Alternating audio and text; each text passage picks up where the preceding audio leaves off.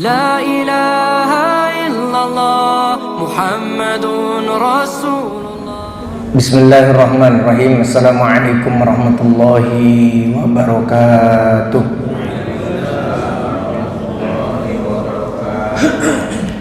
Alhamdulillahilladzi amarana bisidqi fil qulubi wal aqwali wal af'al wa athna 'ala as-sadiqina bil fadli wal kamal wa asyhadu an la ilaha illallahul kabirul muta'al wa asyhadu anna Muhammadan 'abduhu wa rasuluhu afdalu man nataqa wa qala Allahumma salli wa sallim wa barik ala sayyidina nabiyyina Muhammadin wa ala alihi wa ashabihi khairi sahbin wa alihi.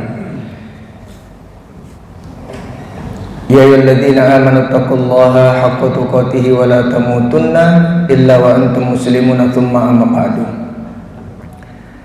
Bapak-bapak haji, ibu-ibu hajah, jamaah At-Taubah Villa Pamulang yang dimuliakan Allah. Saya mengawali ini namanya apa ya? Ziyadatul Usbu, pekan tambahan. Tadi malam itu ya, si Uda Abu dengan Bang Victor itu minta saya, ya Ustaz, besok diisi aja lah gitu kan, walaupun udah diumumkan libur gitu. Ya udah, insya Allah gitu ya.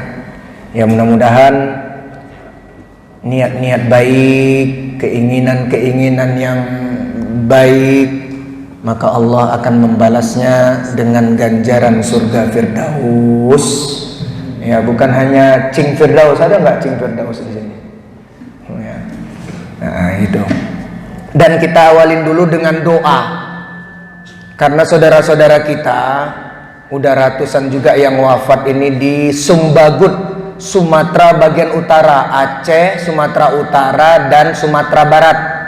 Ya alhamdulillahnya Riau nih, kampungnya Bang Safruddin Atan Wahid, ya Bang SAW nih, Bang SAW kita yang dari Riau, dari ini kampungnya si Eki kita, itu alhamdulillah aman ya.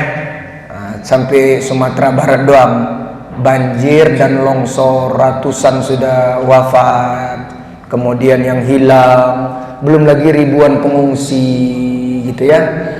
Mari kita doakan dulu saudara-saudara kita khususnya di Aceh, Sumatera Utara, Sumatera Barat yang wafat mudah-mudahan syahid dunia, kemudian yang hilang belum ditemukan ya mudah-mudahan masih bisa diselamatkan jiwanya, yang mengungsi, yang kehilangan harta bendanya semua, yang memang faktanya itu milik Allah, terserah Allah, tapi ketika Allah mengambil kembali miliknya, itu hakikatnya Allah akan menggantinya dengan yang lebih baik. Kalaupun tidak di dunia ini, Allah ganti di akhirat dengan surga Firdausnya.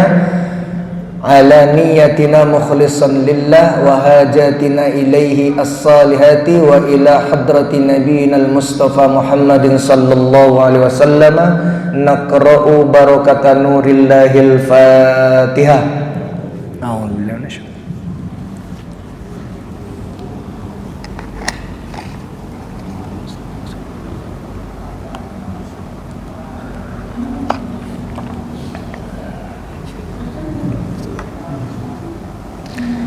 Sama-sama kita membaca basmalah dulu. Bismillahirrahmanirrahim. Syukur kepada Allah dengan kita ucapkan kalimat syukri hamdalah, alhamdulillah rabbil alamin. Hadiah salawat dan salam untuk Nabi Muhammad sallallahu alaihi wasallam, seluruh keluarganya, para sahabatnya. Mudah-mudahan kita dilimpah curahkan Allah rahmatnya, dan kita juga diperhitungkan Nabi untuk mendapatkan asy-syafa'atu al-uzmatu, pembelaan, pertolongan, pasang badannya Nabi, ya, bantuan dari Nabi ketika nasib kita belum tentu baik-baik saja di padang mahsyar di akhirat. Maka Nabi pun berkenan menuntun kita untuk memasuki surga Firdaus Allah. Amin ya rabbal alamin. Sebelum materi, saya mau iklan dulu.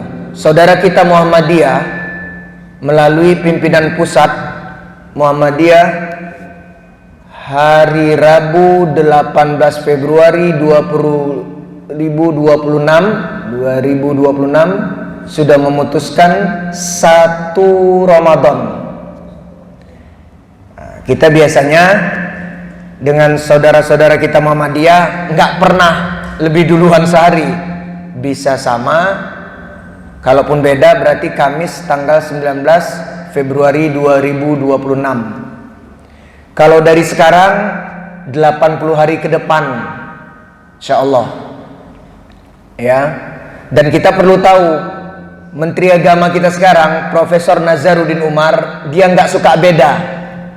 Nah itu tipikalnya nggak suka beda. Dan al-hukumah, penyelenggara negara itu berhak memang menentukan 1 Ramadan, 1 Syawal dan 1 Dzul Hijjah untuk menentukan 9 dan 10 Dzul Hijjah ya, termasuk 1 Muharram.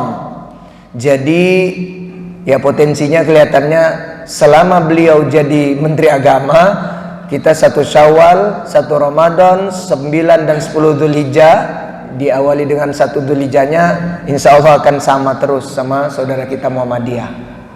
Dia orangnya nggak suka beda ya. Ya walaupun nanti ru'yatul hilal diteropong ya, tetap aja dia yang memutuskan nanti ya. Walaupun agak bernuansa politis, itu memang haknya al-hukumah ya, penyelenggara negara itu. Apakah dia mau berbeda atau bahkan sama dengan saudara-saudara kita Muhammadiyun. Yang perlu saya sampaikan dengan Ramadan ini 80 hari ke depan, kita punya istri yang mungkin belum menopause, masih head, anak gadis ya, anak perempuan kita yang sudah balik, mungkin cucu perempuan kita, menantu perempuan kita, saudara perempuan kita, baik kakak, teteh, cece, mbak atau adik perempuan kita dan semuanya yang serba perempuan yang masih punya hutang puasa kemarin ini ya, 1446 Hijriah atau masih di tahun ini, maka sebelum 80 hari lagi nih ketemu Ramadan berikutnya, ingatin tuh, suruh cicil, jangan nanti bulan Sya'ban, berarti bulan Sya'bannya bulan Januari baru pada gelagapan tuh bayar hutang. Cicil aja, bayar dulu. Karena di riwayat Ahmad dan At-Tabrani, Nabi SAW menjelaskan begini nih, sampaikan sama mereka, man adraka Ramadana, siapa yang ketemu Ramadan berikutnya, wa alaihi min Ramadana syai'un, sementara ada hutang puasa Ramadan sebelumnya, lam yaqdihi, belum juga dibayar-bayar, lam yutaqabbal minhu, bisa terhambat kelancaran ibadah Ramadan berikutnya. Gitu ya. Nah, kalau di sini lam yutaqabbal tuh bisa-bisa nggak diterima bahkan ibadah-ibadah Ramadan sebelumnya. Kasih tahu itu. Ya, hadis riwayat Ahmad dan At-Tabrani dari sahabat Abu Hurairah. Jadi mudah-mudahan, mungkin kita juga punya hutang Ramadan kemarin, mungkin sakit atau safar yang agak berat, jadi segera cicil. Terus apa lagi? Amal yang spesifik yang khas di Ramadan itu kan puasa.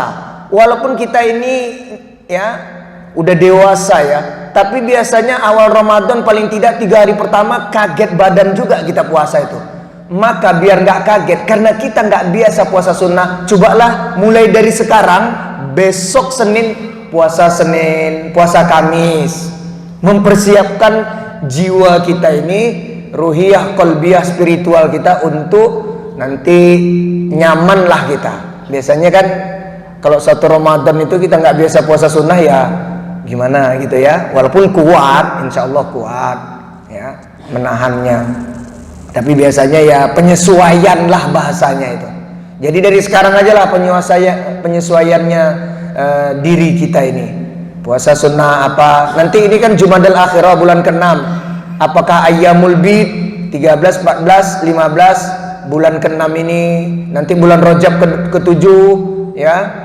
Kita juga Ayyamul Bid lagi. Ayyam itu hari-hari, Bid itu putih, maksudnya mata bulan itu purnama gitu ya. Nanti kita puasa. Terus apalagi setelah siam, di siang harinya qiyam Ramadan, yaitu tarawih. Nah, kita yang nggak biasa sholat malam, caranya mudah aja, pakai mazhab sahabat Abu Hurairah dan sahabat Umar bin Khattab di riwayat Al-Bukhari. Selesai sholat fardu isya 4 rakaat, ba'diyah isya 2 rakaat, terus witir aja. Kalau malas 1 rakaat, kalau rajin 3 rakaat. 3 rakaat boleh 3 rakaat sekaligus atau 2 plus 1. Udah itu sama aja, tidurlah kita. Sama aja sepanjang malam sampai subuh kita kayak qiyamul lail sholat malam. Gitu aja udah. Jadi Abu Hurairah itu dipesan Nabi ada 3 hal, diantara salah satunya, hei Abu Hurairah, kata Nabi di riwayat Al-Bukhari, kamu jangan tidur malam kecuali setelah isya itu kamu witir dulu, sholat sunnah ganjil malam. Hakikat sholat malam itu, tahajud itu sholat ganjilnya, bukan sholat genapnya. Sholat witir atau ganjil itu paling dikit 1 rakaat, paling banyak 13 rakaat di riwayat hadis yang masyhur itu. Saking pentingnya sholat malam khususnya yang ganjil nih 1 rakaat, sampai Nabi bilang gini, alaikum biqiyamil laili, latihlah jiwa kalian itu sholat malam witir ya, walau rakaatan, sekalipun cuma 1 rakaat udah jadilah, kata Nabi. Jadi caranya simpel aja, sholat isya, ba'diyah isya 2 rakaat, sholat sunnah, terus witir 3 rakaat atau aduh lagi capek banget nih, malas, udah 1 rakaat dulu, terus tidurlah. Udah sepanjang malam itu sampai subuh kayak kita sholat malam lah itu. Udah gitu aja, udah ada rumusannya. Begitu juga Umar bin Khattab, selain tadi Abu Hurairah. Jadi puasa, sholat, terus itu Qurannya jangan di kabinet, di rak-rak aja itu 11 bulan, dari mulai Syawal sampai Sya'ban, sebulan sebelum Ramadan. Nanti Ramadan dibuka lagi 10 bulan, kasihan mushaf Qurannya itu di rumah-rumahnya. Kalau nggak ada Quran di rumahnya, udah colong aja masjid, Quran-Quran yang ada di masjid atau Taubahnya. Ya, insya Allah ya, Ketua DKM kita Bapak Haji Sudarso, dia ridho banget kalau dicolongin masjid, Quran di masjid itu. Ya, jadi jariahnya mengalir. Buka lagi tuh Qurannya, baca. Mau kita lancar mau enggak itu urusan nanti lah, whatever itu, terserah lah itu. Yang penting baca. Bacanya berurutan, namanya hizbiyah. Dari Al-Fatihah, Al-Baqarah. Berapa ayat Ustadz nih mazhabnya? Mazhab Ali bin Abi Thalib, mazhab Abdullah bin Mas'ud, Abdullah bin Abbas, Abdullah bin Umar, kemudian Anas bin Malik. Mereka ini sahabat-sahabat utama ini bilang gini, tidaklah Rasulullah SAW itu mengajarkan Quran kepada kami melainkan 10 ayat 10 ayat gitu. 10 ayat 10 ayat 10 ayat itu dibacakan kepada kami dengan jelas bagaimana bacaannya, administrasi hukum tajwidnya, kemudian bagaimana mengamalkannya, bagaimana nanti mendakwahkannya kembali. Maka keluarlah ijtihad ulama ya, masalah Al-Quran ini. Ya udah sehari semalam sejak kita bangun kayak sekarang, nanti sebelum kita tidur lagi malam hari Ahad kayak gini, udah 10 ayat aja, nggak usah muluk-muluk, nggak usah mimpi ODOJ one day one juice, itu mimpi aja itu. Nanti cepat bosan, cepat ditinggalkan Qurannya. Berbulan-bulan itu dibiarkan. Yang baca Quran di rumahnya siapa? Jin. Udah itu laba-laba, kalau nggak kecoa, kalau nggak cicak itu dirak-rak itu. Aduh, kasihan. Kasihanlah jiwa kita ini. Baca tuh 10 ayat. Karena kita mungkin ya tipikalnya suka nyicil, suka kredit, karena menganut ya faham sufi, udah biasa lah ya, sulit finansial, yang mana kalau akhir bulan kayak gini terkena tekanan ya, atau sindrom tekanan dana rendah. Ya udah kalau 10 ayat itu pun perlu dicicil, di kredit, ya bagilah 5 sholat. Sebelum sholat itu ya 2 ayat, 1 sholatan. Masih juga mau dicicil, 1 sholat, sebelum sholat 1 ayat, setelah sholat 1 ayat. Dah jadilah.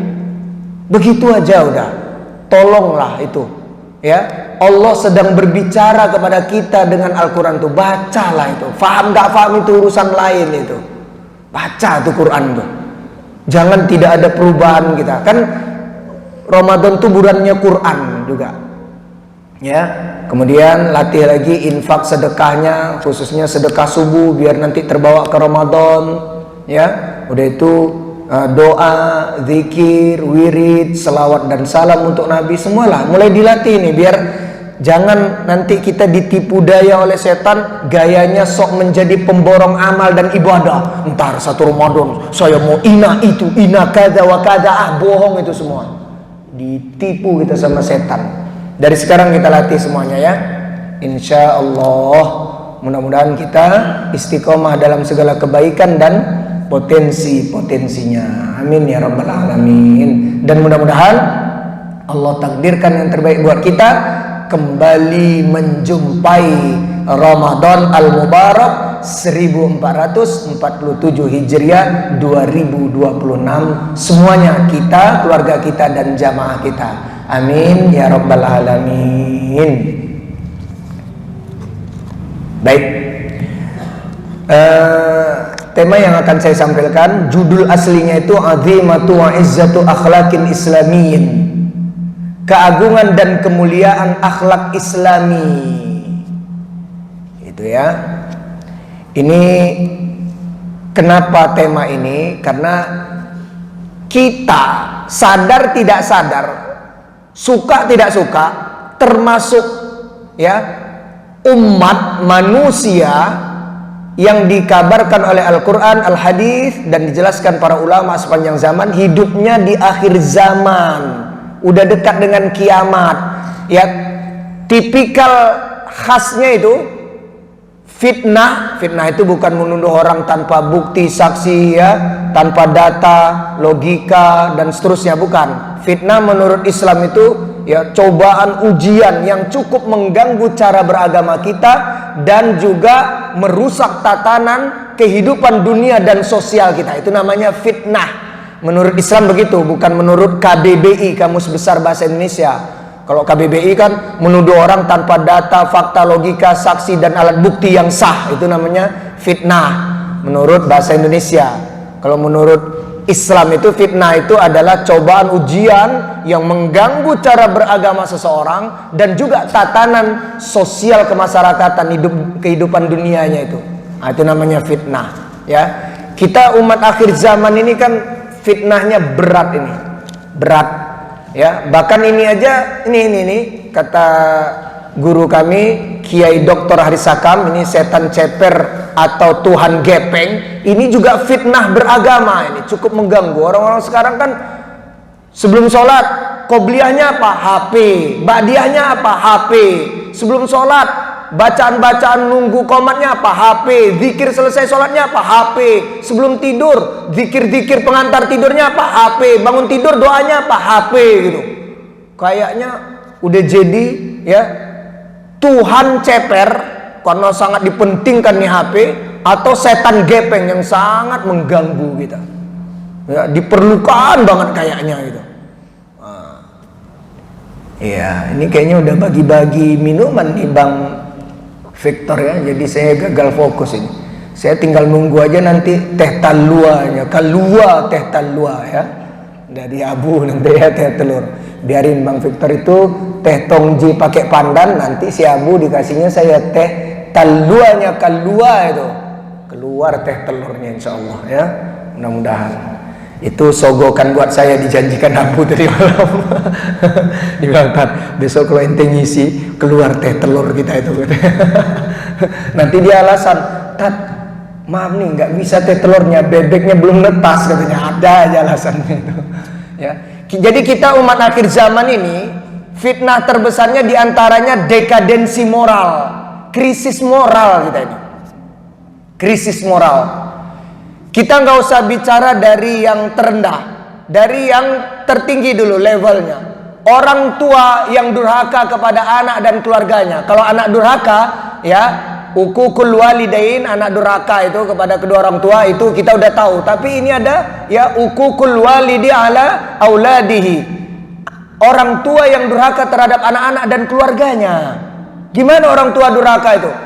Anak-anak sedini mungkin tidak diperkenalkan dengan pendidikan Islam, akhlak-akhlak dan adab Islam. Itu orang tua durhaka sama anak dan keluarga.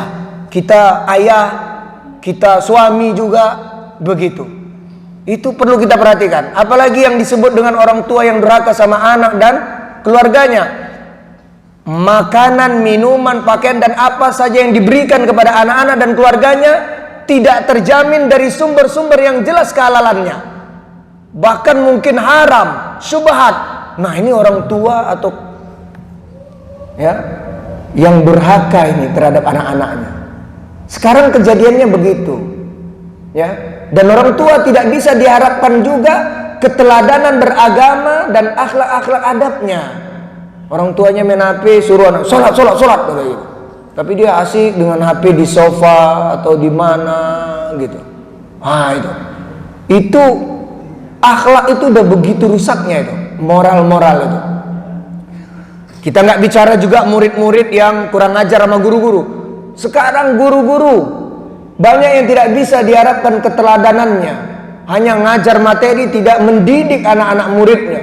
Sehingga kita lihat ada berita-berita guru mencabuli murid, guru pesta narkoboy sama anak-anak muridnya, dan macam-macam lagi itu. Itu ya. Maka kita ini supaya memperhatikan hal-hal sebegini itu ya, tentang moral dan akhlak.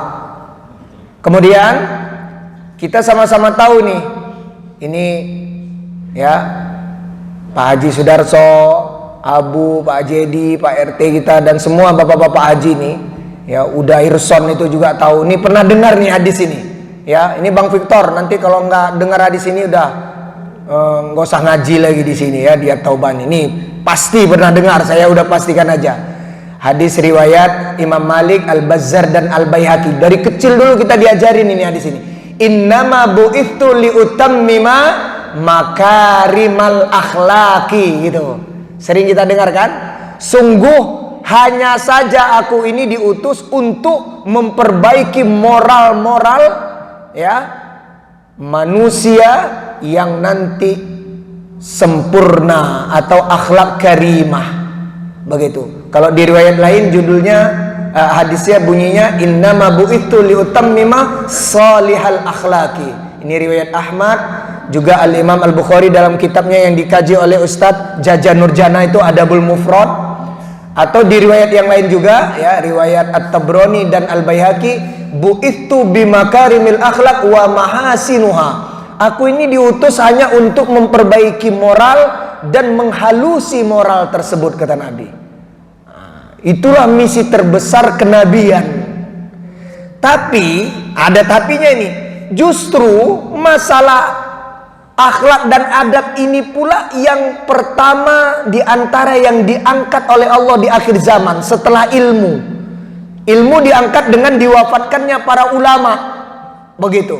Jadi ulama-ulama Islam, cendekiawan Islam, ilmuwan Islam sudah banyak yang meninggal, berarti dibawalah juga ilmu ya ke alam barzakh, ke alam akhirat bersama dengan wafatnya mereka para ulama. Mulailah hilang ilmu, maka banyak orang berbicara agama ini, ngomongannya tema agama, tapi argumentasinya nggak sesuai dengan agama karena nggak punya ilmu agama. Pembahasan agama menjadi liar, dia di warung-warung kopi istilahnya begitu ya, tanpa dasar-dasar Al-Quran, hadis dan penjelasan para ulama. Nih kata Nabi, riwayat Al-Qudai, awwalu ma yurfa'u min hadhil ummati al-haya'u wal amanatu. Ini bagian dari akhlak dan adab. Justru di antara yang awal yang akan diangkat oleh Allah dari umat ini, yaitu umat Islam, yaitu rasa malu dan amanah-amanah. Manusia akhir zaman sudah banyak yang putus urat malunya, sudah tidak tahu malu lagi.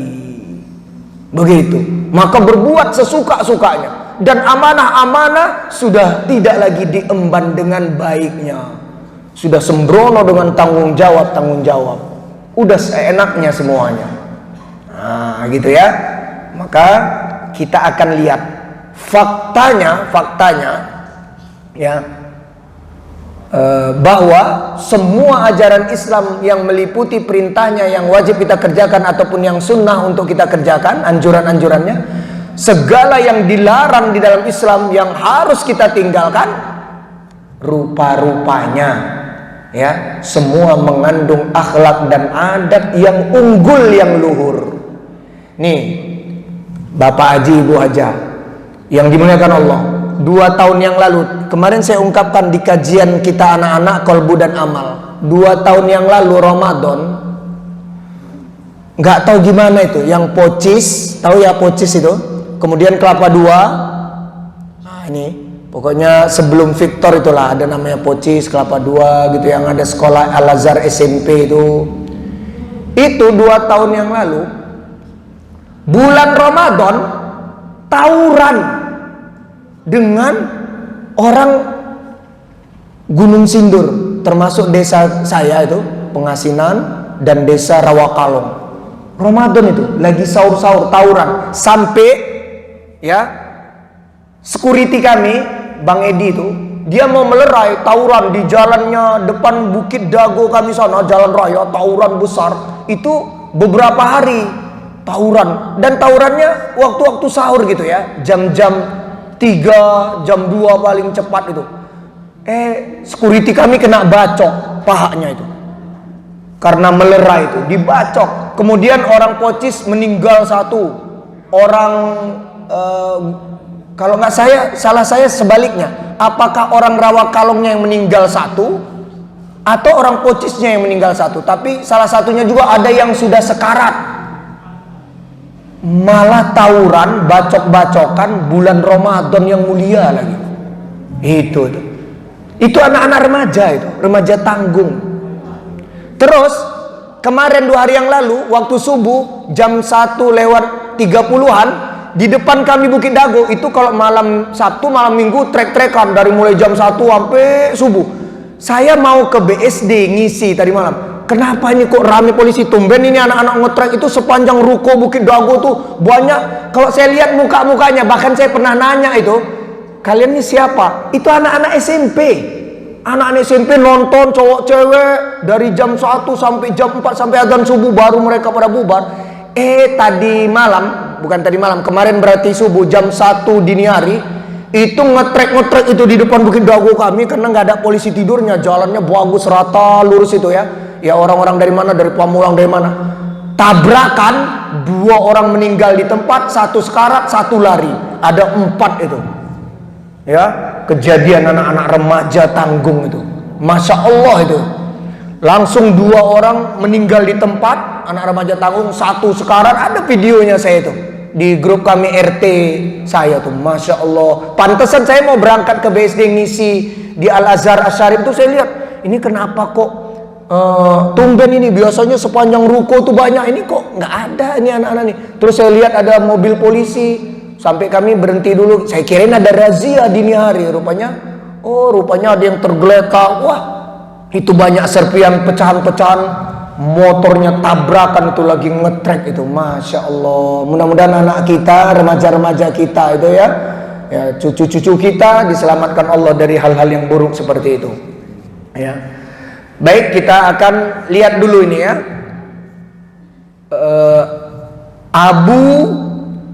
Pak Edi, Pak Sudarso pasti pernah dengar namanya akidah dan akhlak. Sampai sekarang ada pelajaran akidah dan akhlak. Akidah itu maksudnya iman. Ini 2 hal yang punya makna masing-masing. Tapi kenapa selalu digandeng akidah dan akhlak gitu? Padahal maknanya beda-beda kalau secara kosakata, tapi substansi Islam itu tidak boleh dibedakan. Akidah itu iman dan akhlak. Orang kalau imannya kokoh pasti punya akhlak yang luhur gitu. Orang orang Islam akhlaknya luhur pasti harusnya didasari oleh iman yang kuat gitu ya. Akhlak ya itu didasari oleh iman, itu gak bisa dipisahkan itu ya. Jadi jangan sampai kita berpikiran ini ada omongan-omongan.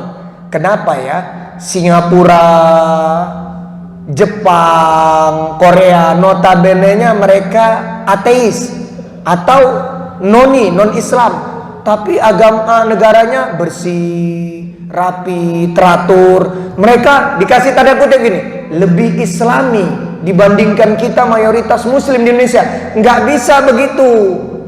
Mereka ya tidak Islam, nggak bisa kita bilang Islami.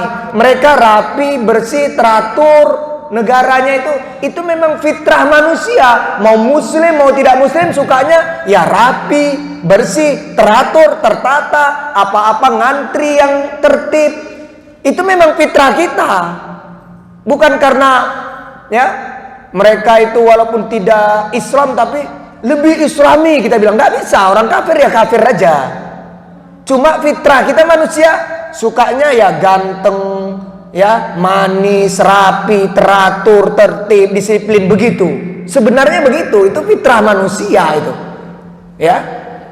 Cuma sayangnya memang kita yang mayoritas muslim justru menodai ajaran Islam itu sendiri di Indonesia. Kita ya jorok, kotor, berantakan, bahkan masjid-masjid yang harusnya terdepan mencontohkan kebersihan banyak kita temukan ya. Masjid musola surau langgar yang kotor, kamar mandinya. Kita sekarang alhamdulillah ini Bang Ipul mudah-mudahan umroh mabrurah, ada Eki. Kita perhatikan kalau di depan ini sekarang aduh bersih, disapu sama si Eki. Dalam ini pun walaupun ini tugasnya Bang Ipul, beliau bisa juga menanganin sementara Bang Ipulnya sedang umroh. Alhamdulillah gitu. Nah kita perhatikan ini ya. Ternyata rukun Islam yang 5, jangan lupa ya Bang Victor, rukun Islam yang 5, pertama 2 syahadat, 2 persaksian, ikrar atau sumpah janji. Ada syahadat kepada Allah, syahadat kepada Nabi. Yang kedua, menegakkan sholat.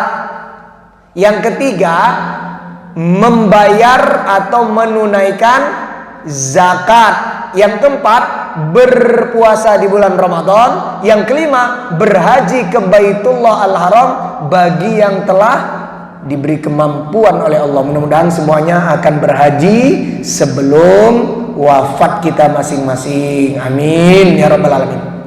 Ini kata ulama, iman dan syahadat yang tulus akan membuahkan akhlak yang mulia. Nih, ini juga populer nih riwayat Al-Bukhari dan Muslim. Apalagi kita sekarang rajin ngaji di sini. Sering kita dengar ini hadis ini.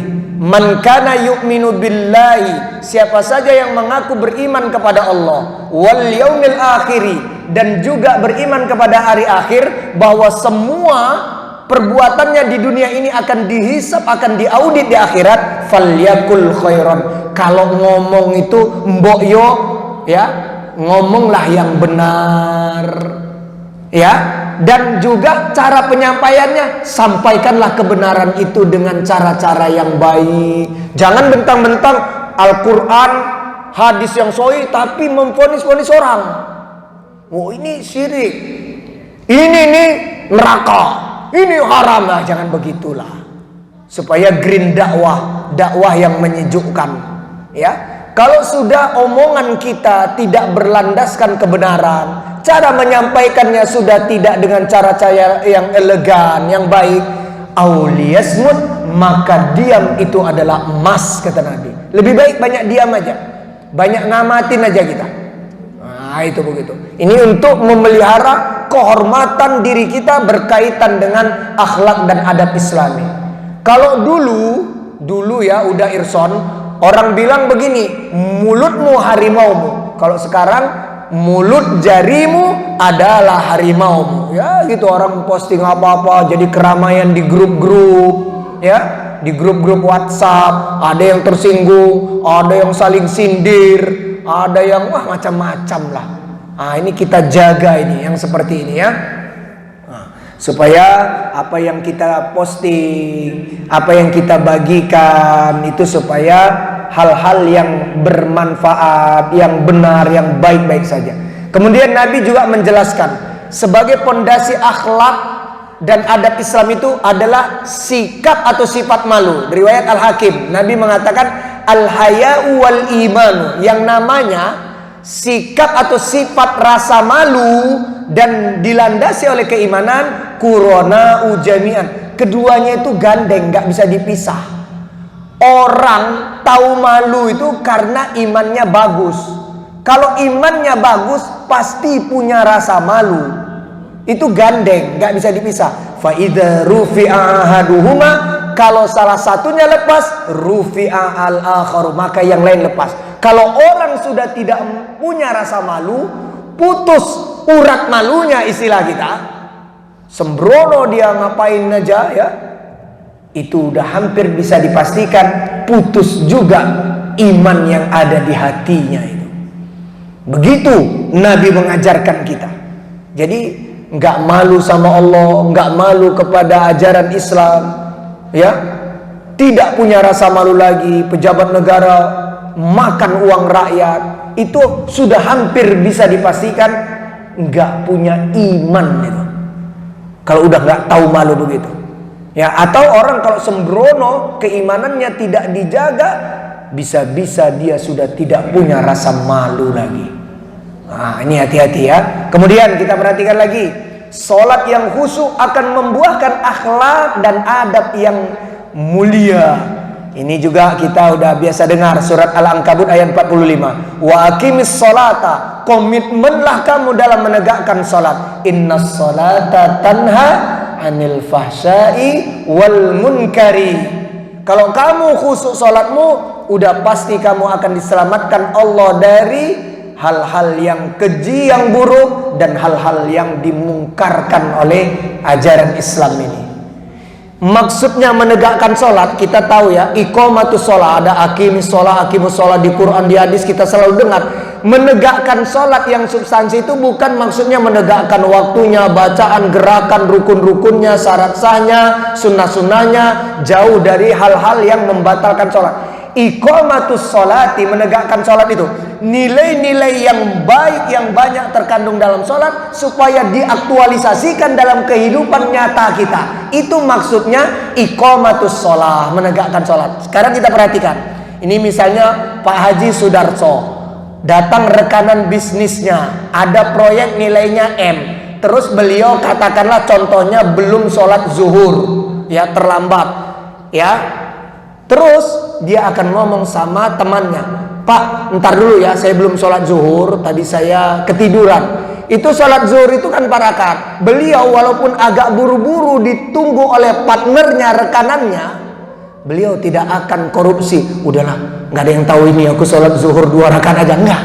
Jadi sholat itu mendidik kita kejujuran.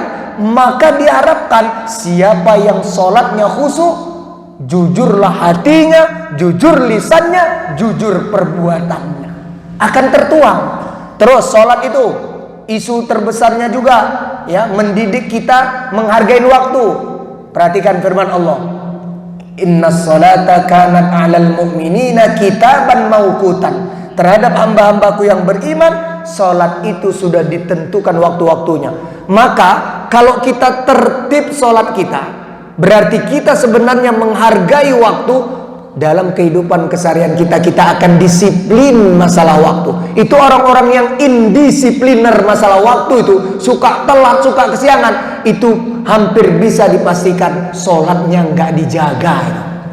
Begitu saja, ya. Kalau sholatnya dijaga, tertib waktu-waktunya, maka dia juga dalam kesehariannya akan sangat menghargai waktu.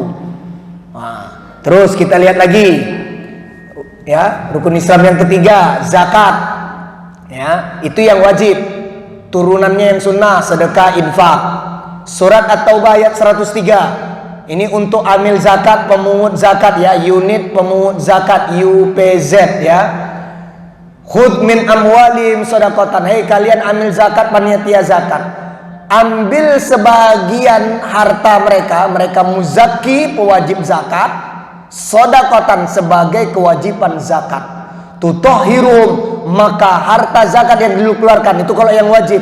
Kalau yang sunnahnya sedekah pagi, infak pagi tadi dan seterusnya, itu akan mensucikan jiwa mereka. Wa tuzakim biha, dan harta yang dikeluarkan itu akan bersih. Kita nggak tahu harta kita ini ada yang haram, ada yang syubhat. Dengan kita sedekah, dengan infak, apalagi kita pewajib zakat, mengeluarkan zakat tahunan, maka jiwa kita disucikan Allah, harta kita bersih dari hal-hal yang mengotori harta tersebut.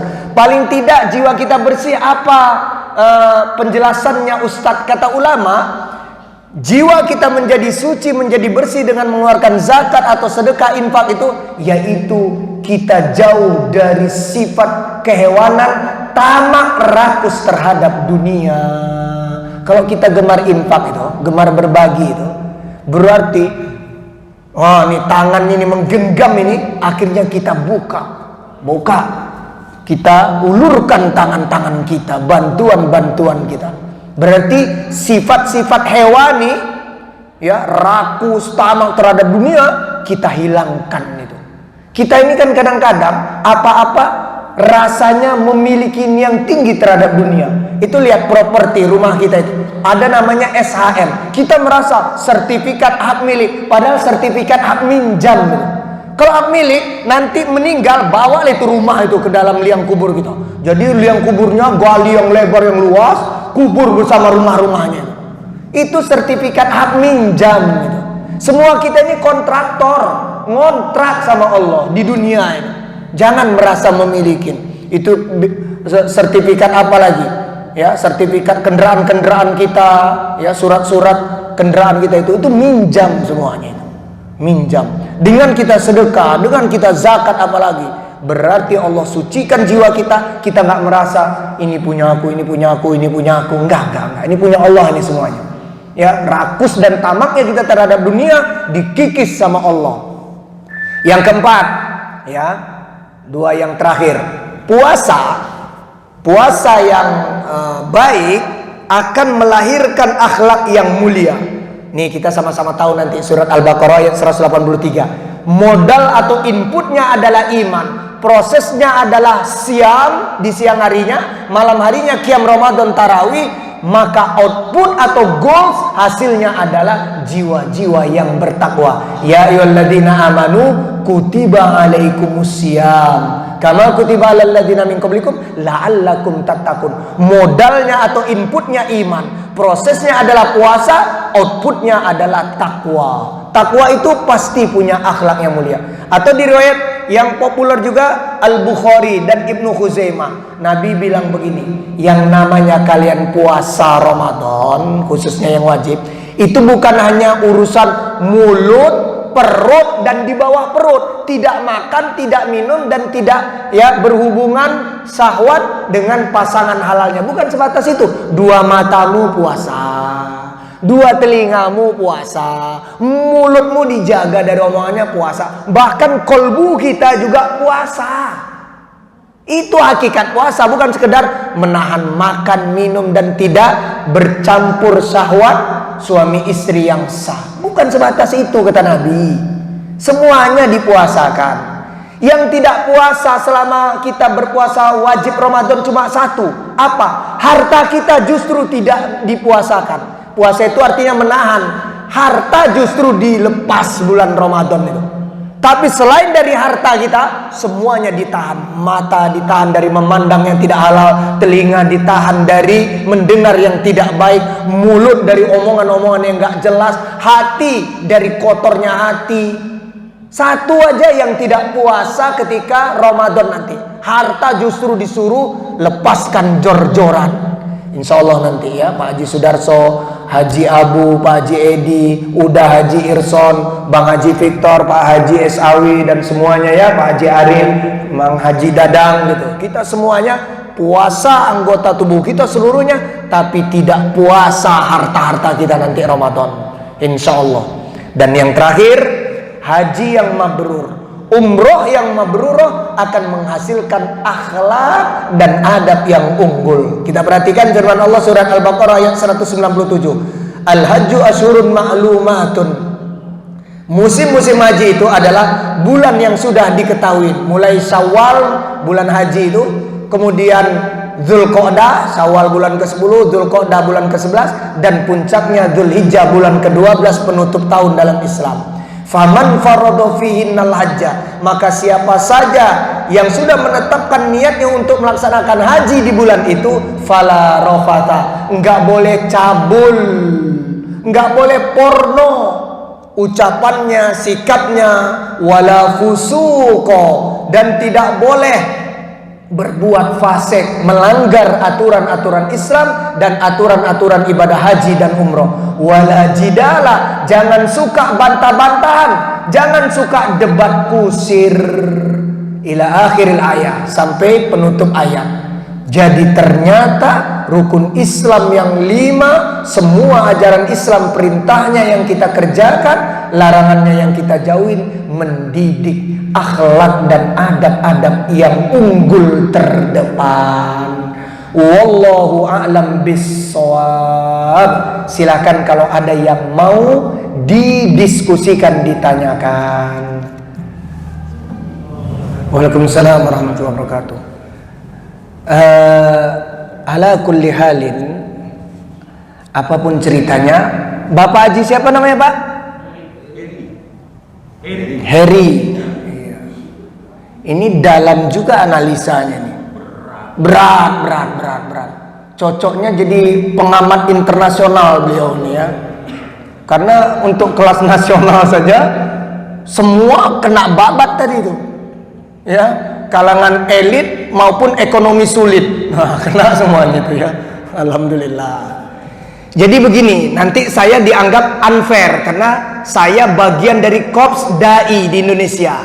Artinya bagian yang beliau pertanyakan. Ini fenomena dekadensi atau moral crisis dan bencana-bencana termasuk tidak bersatunya ya tokoh-tokoh agama, ormas-ormas Islam dan seterusnya.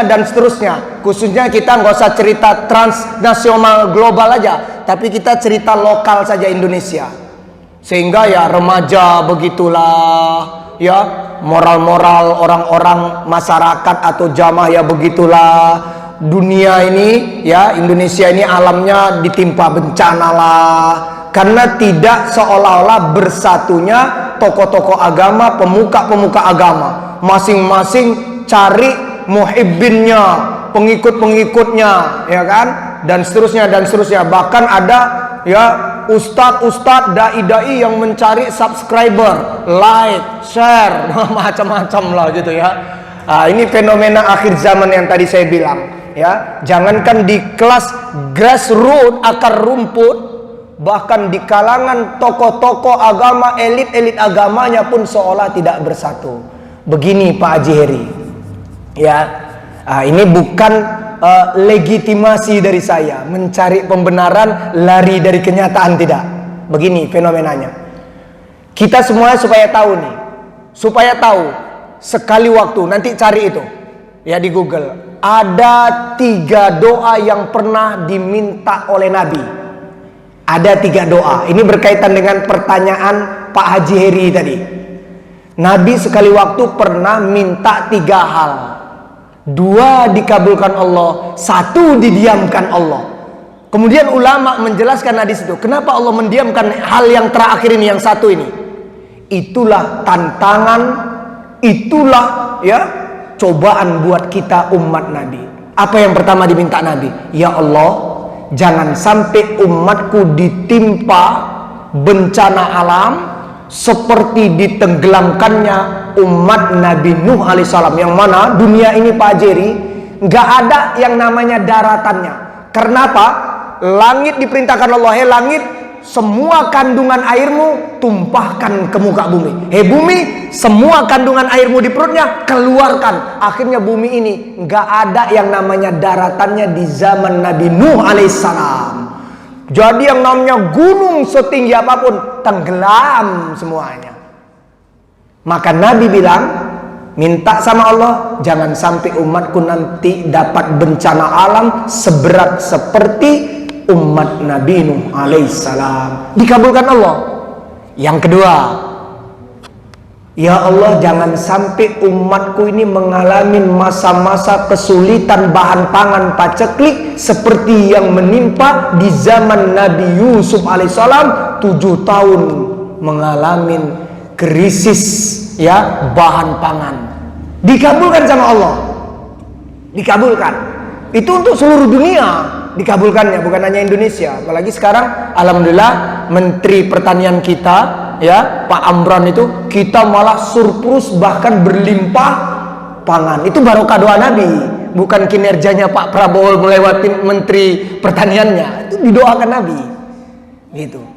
Tapi yang ketiga ini Pak Jerry, itu berkaitan dengan pertanyaan Pak Jerry tadi, yang saya aja melihat itu istimbat atau analisanya mendalam Pak Eri. mendalam, luar biasa tadi kata Pak RT kita, Pak Edi itu. Ya Allah, satukanlah hati-hati umatku. Itu didiamkan sama Allah. Bukan nggak dikabulkan, didiamkan. Allah nggak jawab iya atau tidak, tapi didiamkan. Terus ulama menjelaskan doa Nabi ini, hadis ini, inilah tantangan kita. Ya, dari mulai akar rumput, kelas tengah dan kelas elitnya, semuanya seolah-olah sulit bersatu. Sekarang gini, dari tahun 48 pernah perang besar Persatuan Negara Arab melawan Zionis Israel. Iya kan? Palestina dibantu Mesir, dibantu negara-negara tetangganya. Tahun 48 loh, hampir kalah. Tapi ternyata ada pengkhianatan dari dalam umat Islam juga, negara Islam. Kalah akhirnya, ya, umat Islam. Nah, tadi Israelnya hampir kalah loh tahun 48 itu. Dan sekarang kita lihat dari 48 sampai sekarang Pak Ajeri 2025, bagaimana genosida, pembantaian struktural saudara-saudara kita yang muslim di Palestina, khususnya di Gaza, tepi barat, di Rafah. Kita berpikir, kenapa nggak bersatu saja itu negara Arab Timur Tengah dan Afrika? Ya, selesai itu Israel kecil gitu. Tapi inilah tantangan kita. Itu yang transnasional global Pak Jerry. Di Indonesia dari zaman ke zaman, sejak Indonesia merdeka aja lah, tahun 45. Bukan berarti Ormas Muhammadiyah yang lebih duluan muncul, kemudian berapa tahun kemudian Nahdlatul Ulama, kemudian Wahdatul Islamiyah, Persis, Al-Jamiatul Wasil dan macam-macam, Perti juga dan seterusnya, ya. Itulah tantangannya Pak Jerry. Kita nggak usah bicara dulu skala nasional, ormas-ormas yang ada, kiai-kiai, gus-gus, ustadz, abaib yang pro dan kontra dan seterusnya dan seterusnya. Bahkan maaf, saudara-saudara kita di rumah Allah yang mulia atau Villa Pamulang ini pun seolah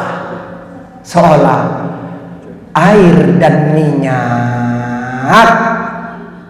Nah gitu aja saya bilang. Itu sudah diingatkan Allah juga di surat An-Nur. Tahsabuhum jami'an, secara lahiriahnya nongkrong bareng kayak nyatu. Wa qulubuhum syattan, tapi hati-hati mereka kayak sulit sekali disatukan.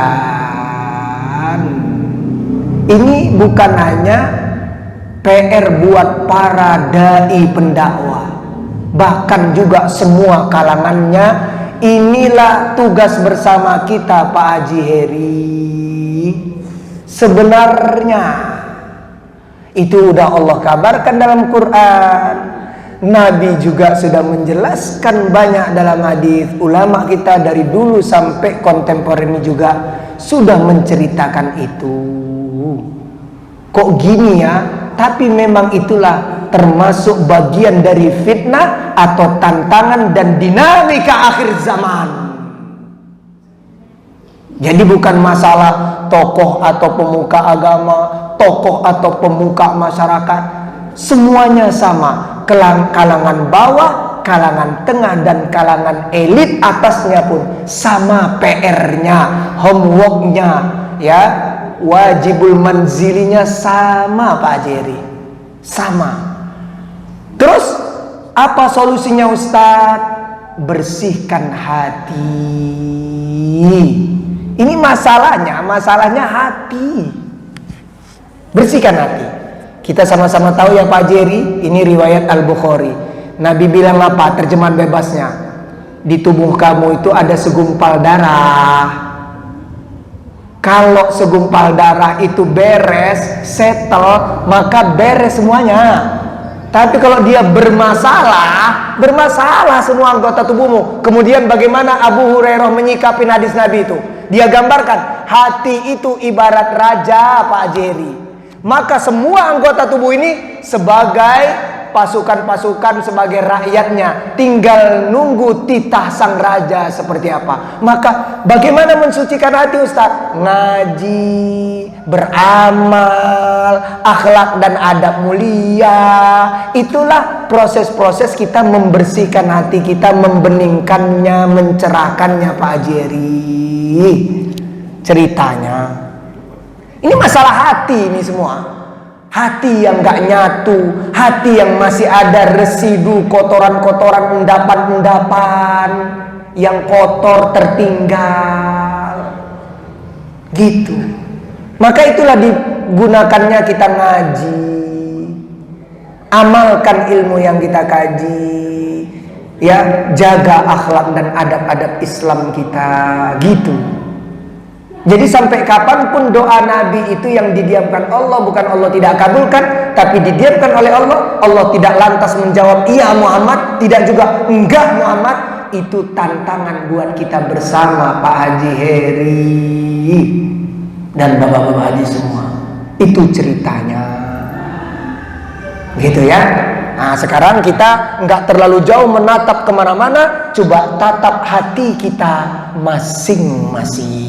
Sudah sejauh mana kita berupaya membersihkan namanya kolbu ini. Itu juga lah yang kami tawarkan kepada anak-anak kita, remaja-remaja kita.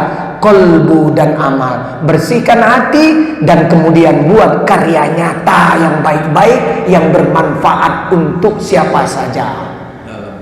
Insya Allah. Cukup ya, kita ramah-tamah aja nanti. Baik, kita tutup dengan hamdalah. Alhamdulillahirrahmanirrahim. Hadiah salam dan salam untuk Nabi. Ya, Allahumma shalli wa sallim ala nabiyyina Muhammadin wa ala alihi washabihi ajmain.